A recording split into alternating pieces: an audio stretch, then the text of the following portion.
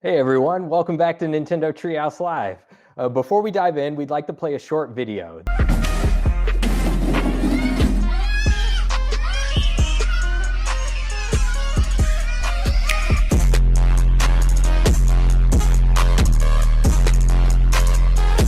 Gamers, we need to talk. So sometimes I'll come out and I'll drop a little controversial take between me editing videos. I'm seeing an uptick of entitlement in our gaming community. And I'm not saying that people should not criticize games or game developers or publishers or any scummy ideas and things like that. There are a lot of journalists out there that do a good job calling that type of stuff out. I just think in the general public, we tend to get upset over a lot of trivial things when it comes to games. I'm bringing up examples because I've done something slightly more specific before when it comes to the Smash community. Anytime there's a new announcement with the Smash community, there's always this uproar. This is not the character that I wanted. Why am I paying you guys money? Nintendo is not going into your account and pulling this money out. It's completely your choice to buy this stuff. So I'm not defending Nintendo's choices on the characters that they pick or anything like that. But you as a consumer are entitled to vote with your wallet and tell people exactly what you want.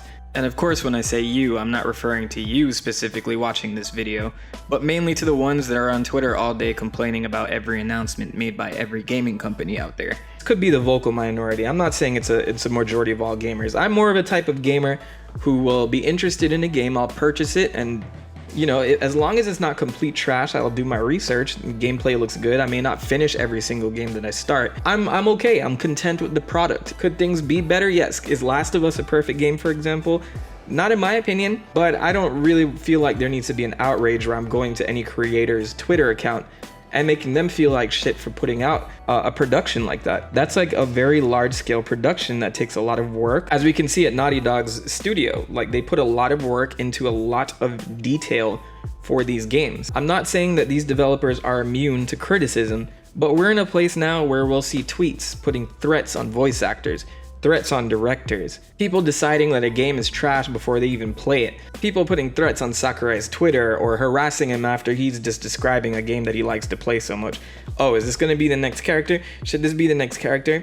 And of course, there are questionable practices enacted by a lot of gaming publishers. Many like EA, Activision, Blizzard, etc., where they release money-grubbing, scummy tactics that are like the worst of the worst. And I think that all deserves to get called out. We've seen in the past where these types of behaviors and acts get called out online and it gains traction. That's another thing. But if you're just online saying, yeah, this game's trash because it's open world and I'm not about that, then maybe the game's just not for you. And that's a thing that gamers need to separate themselves from.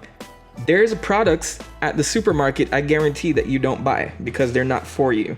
You may not know what asparagus tastes like and you do buy it to try it at the supermarket. But if you don't like it when it's cooked, are you gonna go back to that supermarket and say, hey, this is trash? Like, why would you even produce this type of thing? And I know it's not a one-to-one analogy, but I'm just saying, like, there are different experiences. There are thousands and thousands of games out there to give better experiences to gamers. And I feel like we are incubating a situation where we just openly harass, especially on social media, for things that we do or we don't like, or I didn't like that the plot went this way, so let me harass this voice actor. That's not the way that we should conduct things, and I feel like this shouldn't be controversial to say. So I'm saying that in the wake of the release of Ghost of Tsushima. So this is a vocal minority. I see a lot of people excited for this game to release, but before it even comes out, there's like reviewers that gave it 75s and 80s and things like that. So if it's on the lower scale, you always have that group that's upset that a AAA game got less than that. I'm not a huge fan of big reviewers, especially reviewers who just hop in and they say, well, I didn't like how the grass was blowing in the wind, so let me take 5 points off of that. Like, I feel like a lot of reviewers don't explain why they take certain points off for things, but that's beside the point. We can't harass those viewers for their opinion. They are doing their own thing and they're judging the game on how they saw it, so you got to take all of those opinions together and decide whether it's a product that you want to invest in. And that's when you decide, okay, well, this is a product that I may or may not like. You can't just take Sony's marketing and say, oh, I see this game everywhere, it must be amazing, I'm probably going to enjoy it. You have to know what you like. Or you can experiment with other things, but just don't be upset if it's the product that you weren't expecting. Is that a controversial take? If you don't like it, you can always do a refund as well. Granted, refunds seem to be kind of a bitch on PlayStation and Nintendo. Not too sure about Xbox, but I feel like Steam's the only fair one with a nice policy. But harassment is very easy to go on Twitter and at the developer, the director, the voice actors in charge, and say certain things that could be very hurtful to these people. You never know how far that comment's gonna go for those people, whether it be a YouTuber or a developer or anything like that. Hurtful words will get to certain people. I know it's effortless for someone to leave a comment and try to put somebody down just because they didn't agree with how the game turned out. At the end of the day, you are reaching out to another human being with feelings and operates like another human being. And they've probably spent hours, hundreds of hours of work on that product. So you gotta be fair in your assessment. Are they doing anything that's damaging to the market?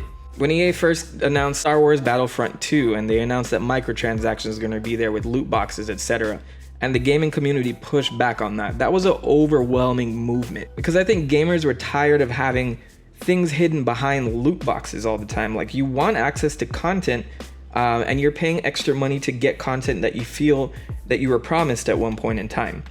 I think those are actions that should be called out. So I'm not saying everybody who publishes or develops are always in the right, but we have to be able to separate the fact that we don't like certain games with the idea that it's okay if you just don't like a certain genre or a certain game design, and it's okay to understand that it's not for you. Similarly, in Super Smash Bros., if there's a character announcement, I guarantee you someone in the world wants that character. It may not be you, but someone out there wants that character.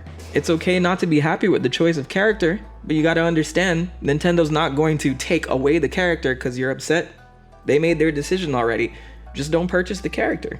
And if you got the season pass, then you're stuck with what you got. Season passes, for instance, you never really know what you're gonna get because it's still being planned.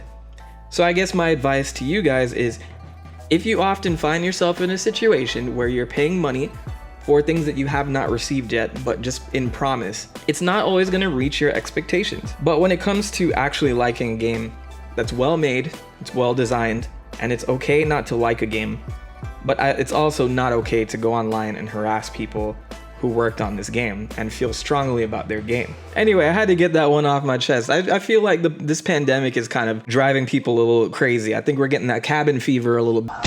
Oh, Lord!